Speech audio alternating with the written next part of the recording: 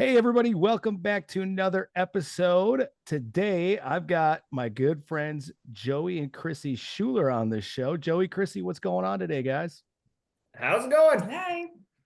It's going well. It's going well. I'm looking forward to this conversation. So, a couple of reasons I wanted to have these two on today. Number one, they're a couple doing real estate. So, I love that. For those of you that don't know, my wife Carrie and I started our real estate business together, and we went through a lot of learning and growing, we'll say, to become a tighter married couple through real estate. We'll call it that. A lot of learning and growing. So I'm excited to dive in a little bit of your dynamic there today. And then for those of you guys that aren't on our buyers list at Wisconsin Discount Properties, Joey's one of our longest tenured employees with the company. And he's been in looking at, Joey, you've probably looked at how many houses now in your career with us? Oh gosh. That's honestly a good question. I would say definitely over probably 300 to 500. Yeah, I was thinking 500 is probably the number. Yeah.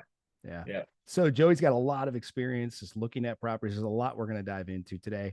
On top of that, if you guys are watching the YouTube video, they also have a special guest with them. Let's see who did you guys bring to the episode today? Can we One can we one give out of her five. can we give her a This little cameo?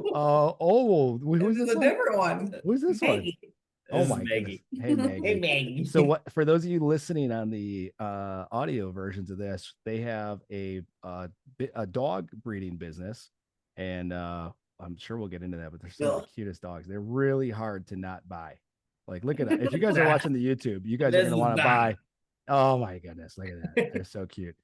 So all of you guys listening on Spotify or Apple are now gonna have to go to YouTube just to see those little cameos of the dogs we just got. But why don't you guys dive into it a little bit? So what got you, Joey? Obviously, I think getting started in real estate, being a part of our company was a piece of that. But I think when you started with us, there was something that drew you maybe to joining the company. Did you guys have an interest in getting into real estate prior to joining our company? And how did that start? Talk about that a little bit.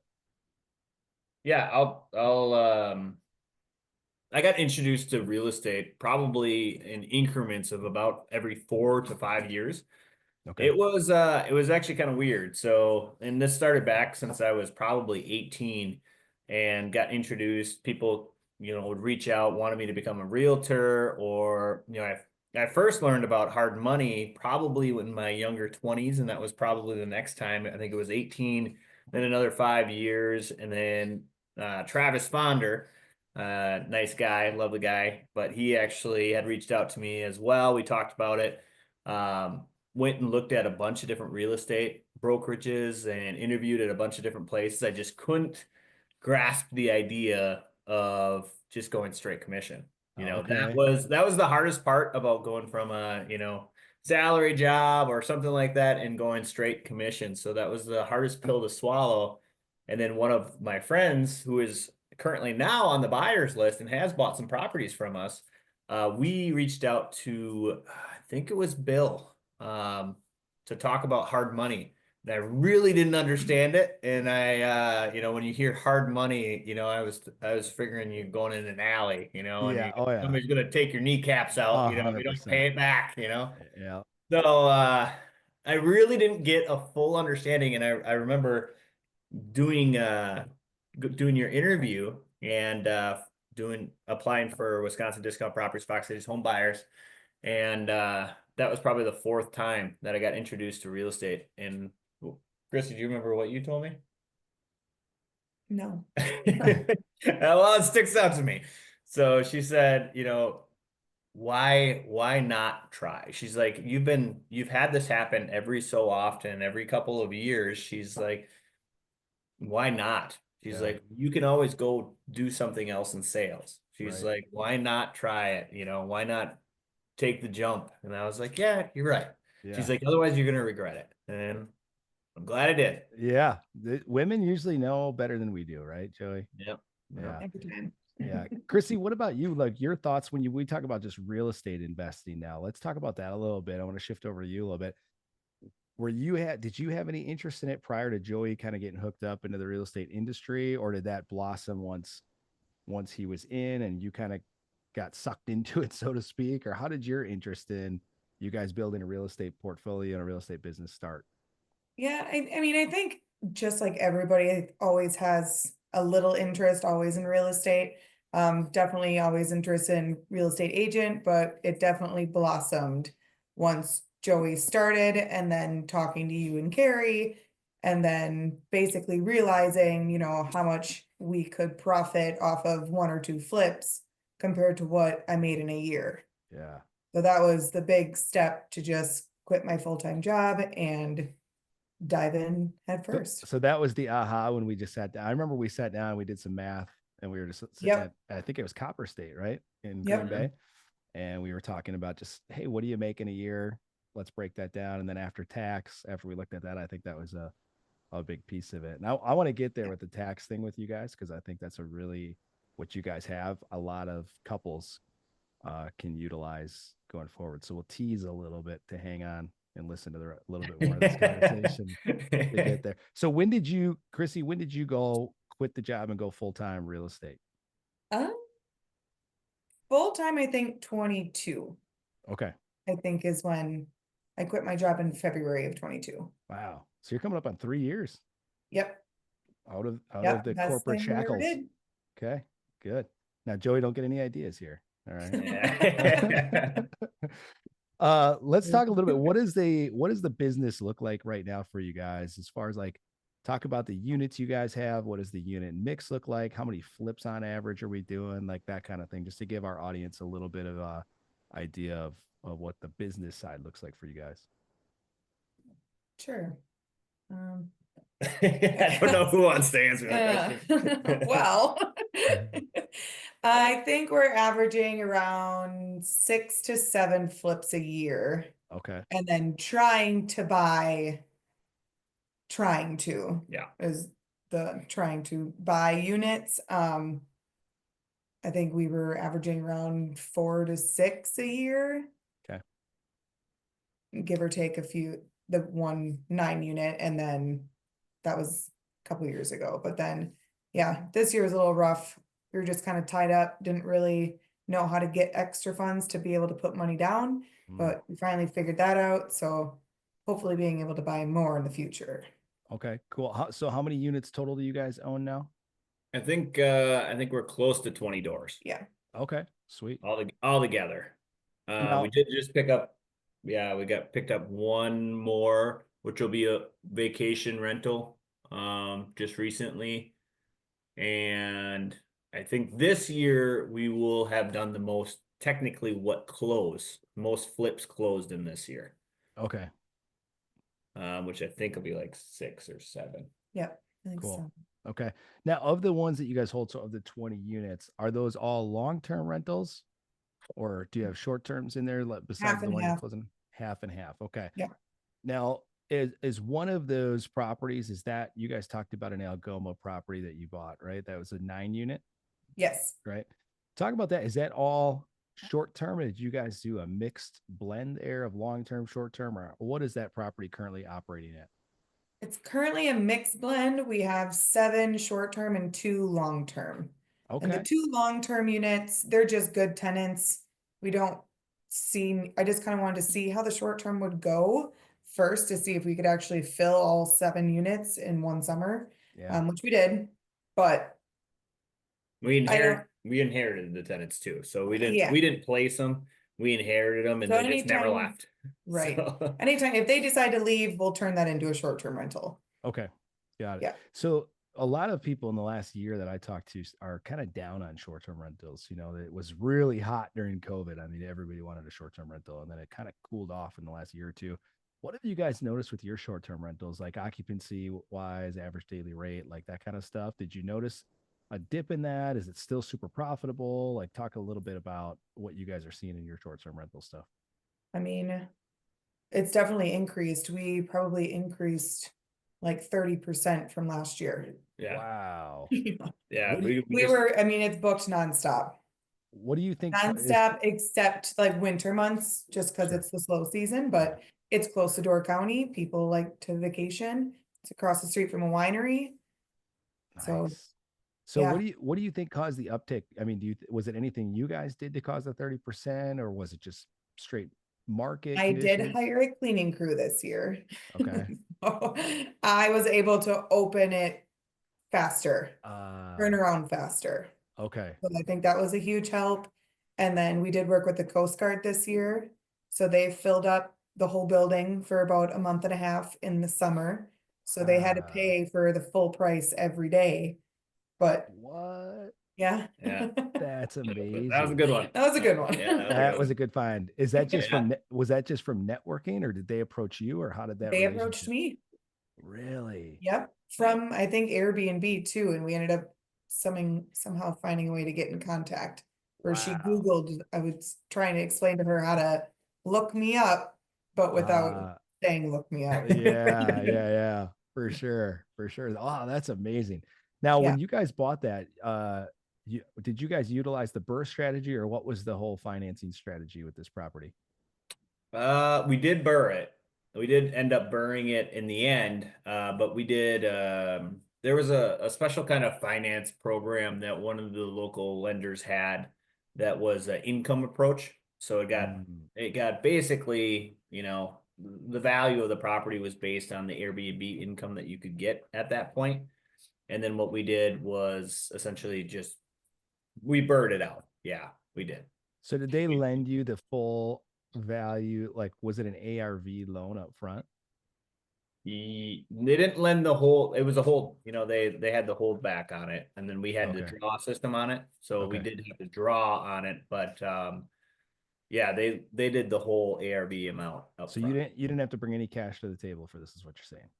Well, it was kind of two, because remember we bought it with Bristol, and then we had it refinanced with Premier, and then which two different lenders in the area. But that's when we went to the second lender, that is when we got the income approach on it. So when we originally bought it, yes, we put down a decent amount of money. Then we did the BRRRR, and then we got all of our money back out of it, including, I believe, the money that we put down on it. Wow. So you guys, you got a free property. Yeah. Yeah. I love real estate. Yeah, that's so great. Yeah. So for the audience that doesn't understand these acronyms, BRRRR stands for buy, rehab, rent, refinance, and it's a strategy to essentially, hopefully, have none of your own money stuck into these deals once you're done with improving the property. ARV loan, what we're describing there is some lenders, and it's pretty rare, it's getting more rare, will come through when they're going to give the appraisal on purchase, and you will give them a scope of work, you'll give them, you know, I'm sure you guys gave them some short-term rental comps, maybe Air DNA or some of these other websites you can pull this stuff from. And then the lender will look at that and say, hey, based off of what the NOI should be on this, or net operating income, we're going to apply a cap rate to that, which is just a multiplier that lenders, appraisers, buyers, investors use to determine the value. And then they multiply that, and that's the value of your property when you're talking commercial stuff. And so then they will lend off of that future value, even though you haven't quite got the rehab or the rents there yet, but it's going to get there. Right? Correct. Okay. Correct. Cool. So I just wanted to break that down for those newer folks that maybe haven't heard some of these terms or anything like that before. So that's incredible. Now, you guys also just pulled a line of credit on this as well, did you not? Yes. Yeah, we did. Talk a little bit about that. I mean, you don't have to get into like who you use specifically or anything, but just talk about the numbers on that a little bit, so I think people can understand how you took a property that was needing some love, right? And you guys put the sweat equity in and then improved the property. You got basically all the money back out, so now you have a free cash flowing property. And then on top of that, what are you doing with it? Tell them a little bit about this. This is super cool. Yeah, so, you know, obviously we were talking about getting more and more rentals and getting more and more doors, and what helps with that? Obviously, lines of credit, HELOCs, anything that you can use in order for these down payments that most lenders are making you do when you're looking at buying these properties down. So what we did is, you know, after we've had the property for a number of years, and you can do this a lot sooner, right? We did it on our home house a lot faster. I think we did it within 6 months of owning it. Nice. Maybe even quicker. But so what we did is we essentially had the property reappraised at the income approach. It actually appraised for 1.4, I think. Something like that. Something like that. Okay. And our current mortgage on it is only about 500.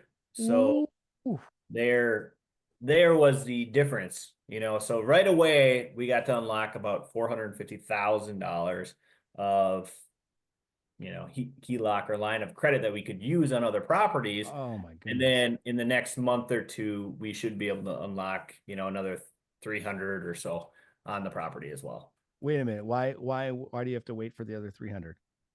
Because something with the board has to approve Oh, when it's it a goes over $1 million a and lending limit thing. yeah, something like I that. got it. Okay. Wow.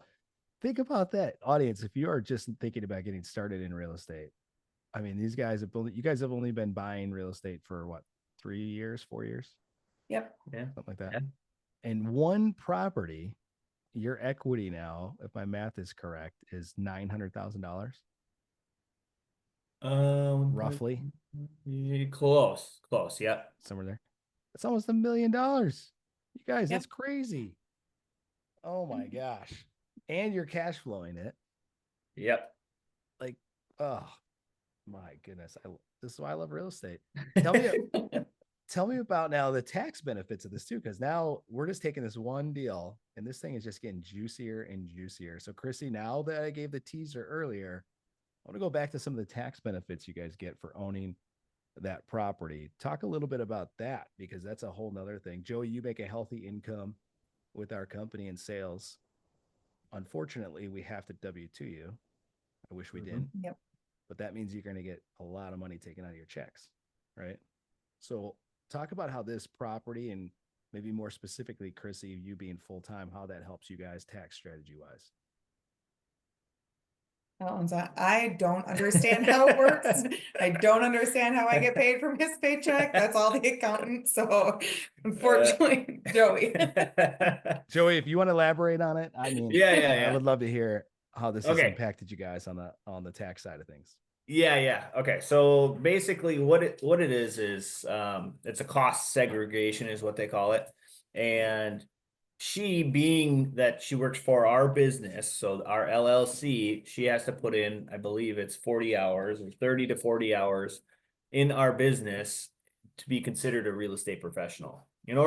Once you can be considered a real estate professional, then I believe you can qualify for accelerated depreciation on any of the rental properties or any properties that you're holding for long term, and then also qualify, I think, well, it's accelerated depreciation. I think that's, again, this, correct me if I'm wrong, Corey, because I think you know a little bit more about this as well, and I think that's what coincides with being able to get basically back the taxes that I pay in, and then hopefully, maybe even a little bit more. Yeah. I'll elaborate a little bit for the audience here. There's a good episode we did with Jake Calowerts from CLA, Clifton Larson Allen. He's an accountant.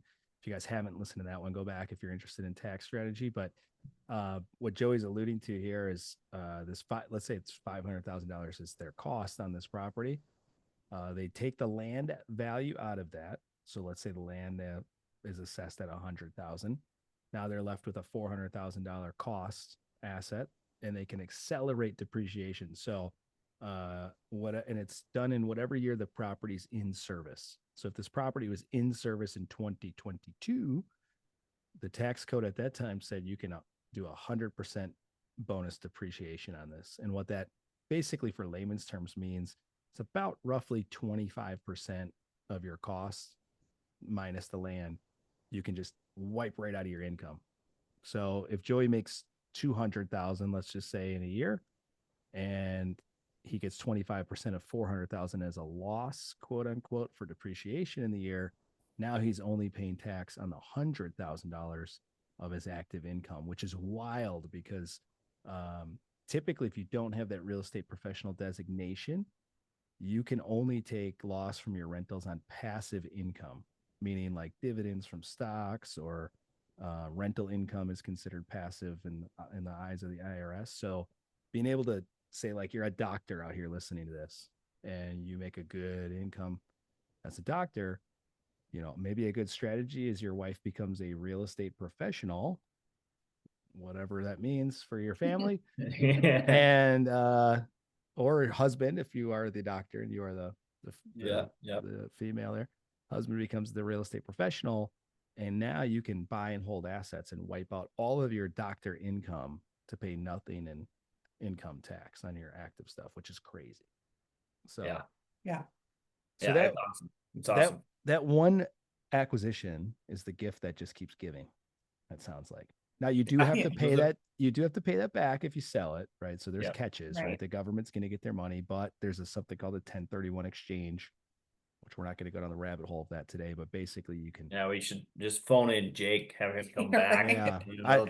The only reason I know this stuff is because I've interviewed him like 4 times to be able to wrap my brain around it.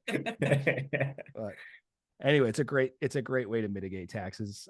My theory on that is $1 today is better than $1 tomorrow. Inflation, your dollar loses value every single day. So I think, in my opinion, take the $1 today and go reinvest that to continue to grow your portfolio. But everybody's goals are different, so it depends on Yep. their goals. But that's Yeah, outstanding. and I mean, realistically, in a property like that, that we are cash flowing, we're doing very well on, that we can keep that line of credit open to use for other properties that we can pick up. It really doesn't make sense that you would even have to worry about selling it in the near future. Right. Exactly. What has been, you talked, Krissi, earlier, you guys were struggling getting money for some of these down payments. Is the fix that you described, is that this line of credit, or did you guys find a different avenue to unlock some other funds that have now allowed you to get back in the game, so to speak, on buy and holds? Yeah, this was the solving of that issue. We just weren't very knowledgeable, I guess, on how to get line of credit that wasn't a HELOC. And then we just, looked into it more this year, and that's how we kind of figured it out.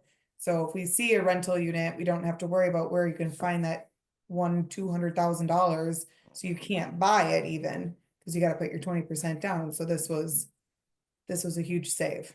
Love it. I love it. Yeah, Joe, I think you said it earlier, lines of credit or HELOCs. I mean, if you out there listening know anybody who's owned a home in the last for like the last 4 years, they're going to have a ton of equity in their house because of how much the market's appreciated. And so it's a great opportunity to go, if you're struggling, like maybe you don't own a house. It's a great time to maybe go talk to your friends or family and say, hey, look, I'm getting into real estate. Got an opportunity to partner with me on this. Do you happen to have any cash or a line of credit on your house you'd want to use it for? And some people are scared off by that. I understand, like your house on the line, right? Potentially, if it doesn't go well. But once you get educated and you know what you're doing, it's, I wouldn't say dummy proof, but you kind of feel like you cheat the system sometimes when you underwrite these deals, right? Yeah. Right. Yeah. Now, Joey, you've underwritten, like we said, 500 or so deals. What are some of the things that you and Krissi are looking out for personally when you guys are underwriting it, and how do you come up with that, like those figures or that formula, or what's your process been to fine tune that? Well, it's kind of a mixture, honestly. Wait till 1 o'clock on Thursday. For those that don't know, that's our offer deadline at Wisconsin Discount Properties. Yeah. I would say, I mean, for the most part, if I'm interested in a property, I will, if it's a rental, I'll do a mortgage calculator on it. Mhm. I try to figure out what the offer price is, what is my rehab cost per se, and then try to figure out what that mortgage is going to look like with that, and maybe some buffer on it. And with your taxes and insurance, I put that all in there and I try to figure that out, what the mortgage looks like. What can I consider cash flow? What if I do, management on it as well? So got to factor in that 10% there. And, I know there's a lot of calculators out there that you can use to do all of this stuff, which is fantastic. I think the key to it is also don't overanalyze it. Don't overanalyze it, because if it works as a rental and you're cash flowing something on that, then it's going to work as a flip either way. So if you run into something that doesn't, an extra expense that you weren't accounting for, you still have that exit strategy as a flip, so you shouldn't have to worry too much. You still, if it doesn't work for a flip, and it probably isn't going to work for a rental, so usually it only goes one way or the other. Yeah. And I think what I do is I run my numbers, and then I usually will kick it to Krissi, and I'll have her try to run her numbers too. And then we kind of talk about it and make sure that they both align, and then pull the trigger. Really. Nice. It's a pretty quick process, honestly. It does probably takes if we both look at it, Yeah. it probably takes like, I don't know, 20 minutes. Yeah. Yeah. That's awesome. Wow. So for those of you listening, 20 minutes to potentially just do one deal and put 900K to your net worth. Oh, sounds like it'd be worth it. Maybe. Yeah. Absolutely. Now, Yep. you guys, it didn't take you 20 minutes when you started, to be fair. No. No. No. So how, like, Days. yeah, I was gonna say, like, talk about the early days for you guys getting into this. What were some of the struggles as a couple trying to do this real estate business together? And like, what are some of the lessons you've learned now? And if it's better, maybe it hasn't gotten better, but I assume it has. If you guys it sounds like you got a pretty good little system Still going now. together. You're still together. Yeah. Yeah, exactly. You got married in at some point in this process too. Yeah. Right? Yeah. Yeah. You got married while you Yeah. guys started in real estate. So it worked out. You guys didn't hate each other enough. But what were some of the early struggles for you guys as a couple? And maybe it was underwriting, maybe it was some other things. Like, talk about some of that and how that's maybe evolved now to maybe still a work in progress, but maybe a better system. Yeah. I think the hardest struggle for me was trying to do it all yourself instead of being able to hire it out and just letting it go and trusting that it can get done. I mean, yeah, you have to go through your different contractors to see who's going to work and who doesn't work. So we definitely went through that, and we're still going to go through that. Sometimes somebody's going to be too busy and you have to find someone else. Yeah. But definitely being able to hire it out. So then I'm already working on the next one that's coming up. Wait, like once this one should be finishing, you're already working on the next one that's going to be closing next, and just keep the flow going. Nice. That was definitely the hardest struggle. So I'm still working on it. Still have a OCD making sure everything's perfect, but For sure. you just have to, it's not my house. It looks good. Move on. Yeah. It'll sell, get it out the door. It will sell, and Yeah. having trust that it will sell Right. was also hard. Yeah. Yeah. And just like, putting your own money down at first. What about for you guys as a couple? Talk about that, like the dynamics between the two of you. I'm interested to find out how that maybe had to be fine-tuned. If it did, maybe you guys have been pretty much the same since you started, but how's the dynamic between you two, and what were some of the challenges maybe early on as a couple getting into this crazy real estate game? Joey, Whoever speaks first loses. Yeah. Joey not having trust that I can do it. Okay. Was at first, but it was new, and he was new, but Yeah. he trusts me now. So Okay. Yeah. he now has faith. All I right. think That was I think I was a little micromanagey in the beginning, making sure that everything was getting done, things weren't getting missed. And I think one of the big things for me was, she's meeting a lot of the contractors, and, I just didn't want to see her getting taken advantage of by other contractors too, and that was a big thing for me. I think all the contractors now that we use, we all trust, and I think you have enough experience and knowledge to know when they're, BSing you. I think didn't you just have one guy that gave you a really high price, and then you went with somebody else, and then he was like, well, I could have done it for lower or something. like that. It's like, well, why didn't you just tell me that right away? It was like a $5,000 difference. I'm like, no. Yeah. Oh my goodness, that's a big difference. Yeah. So how did you overcome that, Joey? Like, was there a turning point where all of a sudden you were like, all right, I got to be hands off? Did Krissi smack you up a couple times and that? I think it was a mixture. I think it was a mixture of a couple different things. I think once we had, one or two done, and I saw the finished product, that's another thing too. When you are doing flips or you're doing rehabs and stuff like that, it looks like you're never going to see the end in sight. Then you get really close to the end, and there's all these little tiny things that you got to do to finish it. And it can be really frustrating. And you're like, oh my gosh, I thought this thing was done. Yeah. So, and just getting over that and looking at and seeing the final product and just having the faith and knowing that it's going to be done. She has a way better eye too for making it look pretty than I do. Yeah. I can say, okay, I think it needs about 30,000 or something like that. I can't make it look pretty. Right. Like cabinets, countertops, colors. No. I have no idea. Exactly. You and I are very similar in that. Carrie is very good designer. I know my role now. I don't even try. I'm just like, Yeah. no, honey. I just know I'm the Smart. finance guy and the underwriting guy, and you got it from there, babe. Yep. Yeah. Yep. Exactly the same way. I'm like, gold? You really want gold? Yeah. And she's like, yeah, it's gonna look great. Yeah. Gold is so 90s. And then like all of a sudden, like you see every flip as Like gold. You're like, antique oh brass. yeah, these girls know what they're doing. All right. Perfect. That's awesome.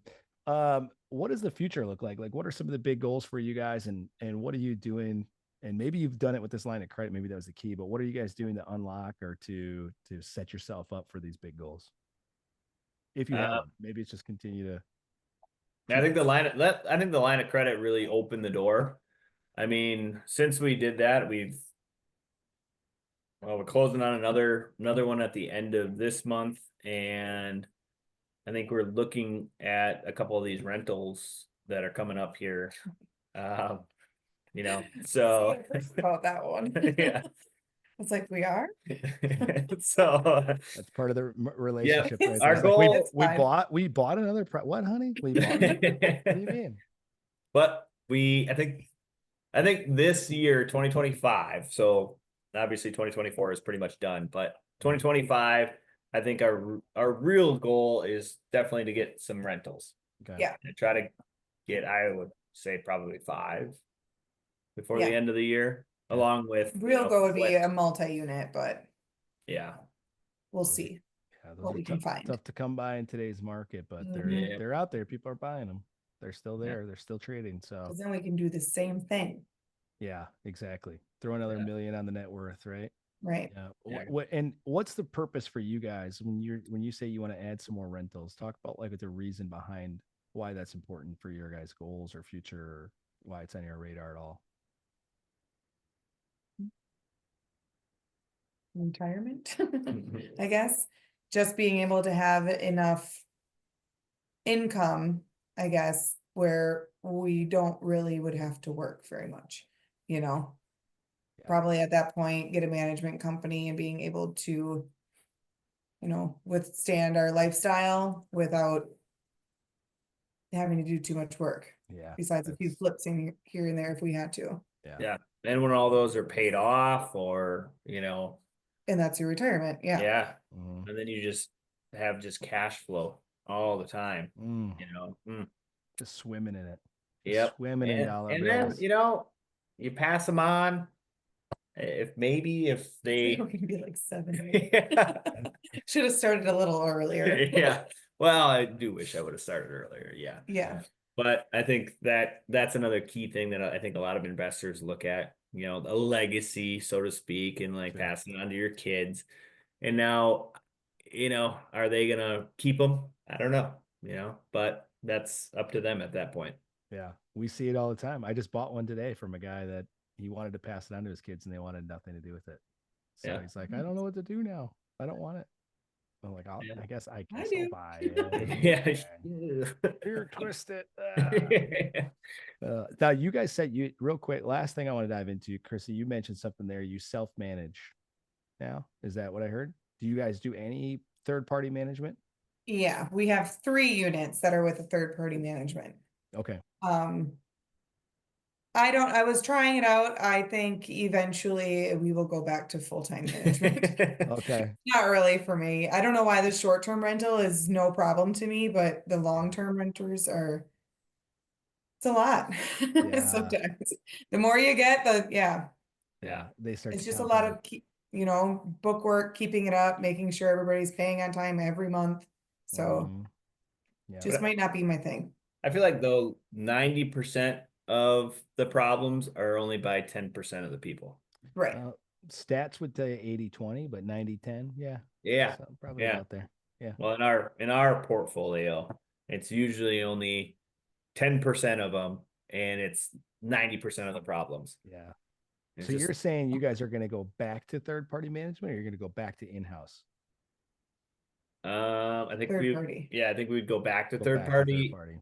Mhm. When the we start long gaining terms. some more units. Yeah. And maybe keep the ones you like, but Yeah. I might hand off some of the other ones. Yeah. Yeah. I was interested to hear from you guys if you are planning to keep them in-house, because you guys know my belief is third party. Yeah. Yeah. Right? Until you get to a certain point, then I think it makes sense to just hire your own staff Yeah. to manage them the way you want to manage and stuff. But talking to you guys a few months ago, it sounded like you guys were seeing some fruit from self-managing or some things that you liked about self-managing. But now it sounds like maybe that soured a little, is what I'm hearing. What was it? Was it with the upper lower or? I mean, it's just, I just don't like doing the showings. I don't like having to drive there and have to go show all these properties and it's just time consuming Yeah. when I have other things to do. Right. That was all. It's tedious. A little Yeah. bit. Yeah. I mean, you don't have to pay the 10% fee, but I think in the long run, might be worth it. Yeah. One of the activities we did when we had our mastermind is we'd have everybody do what's their time worth. And it's a great activity. If you guys haven't done this, if I haven't made you guys do it yet, maybe we should do that coming up here in the coming weeks. But for those of you guys listening, basically it's a very simple activity. You look at something like, hey, a flip, or just the process to acquire a fixer upper buy and hold, right? And what you do is you just if you're aware of it ahead of time, you document how many hours you stick into that. And then same thing, if you're not, you can just rough ball, oh, I've got 15, 20 hours into getting the financing, underwriting it, getting the title, getting my property manager lined up, whatever. You factor all that in. And then you look at, like, on yours, on that 9 unit, for example, right? What you do is, once it's all dust is settled, you look at how much did we profit, and you didn't quite profit yet because you haven't realized the gain, but 900,000 are roughly added to your net worth. And then you divide that by, like, how many hours do I have in that deal? And when you do that, you look at, wow, that time's pretty dang valuable. And then you look at, like, what you got to pay a property manager, and you're like, yeah, it's worth it. Right. Here you go. I'll let you guys do this, and I'll just go do more of these much higher income per hour activities, managing the flip or whatever you're doing, acquiring. Usually buying deals and finding money are your two highest and best uses of time for most investors. Right. But, yeah. I think the only other thing that we could look at doing is hiring somebody, to do the management. But I don't know. I mean, what do you got to pay somebody to do that? Is it going to be similar to what a management company is? I don't know. Yeah, we have a manager for our short-term rentals, and he manages all the guest communication and manages the cleaners, and he cleans some himself and stuff like that. And it's been worth it with short terms. You look at, like, if you had to pay a management company, most of those managers are charging 20 to 30% for short term. So when you do the math on those, it makes sense a lot of times just to hire your own person once you get to scale. To do a lot of the management of it. And like you said, Krissi, we found the same thing with our short terms. They're actually much easier to manage than the long terms. Yeah. Like, the people Like, are I know usually people happy. were. They're great. Yep. They're once in a while you get a pain in the butt, needy Karen that wants to hit you up every 10 minutes about every little thing. But Right. it's pretty rare. Most of them are great.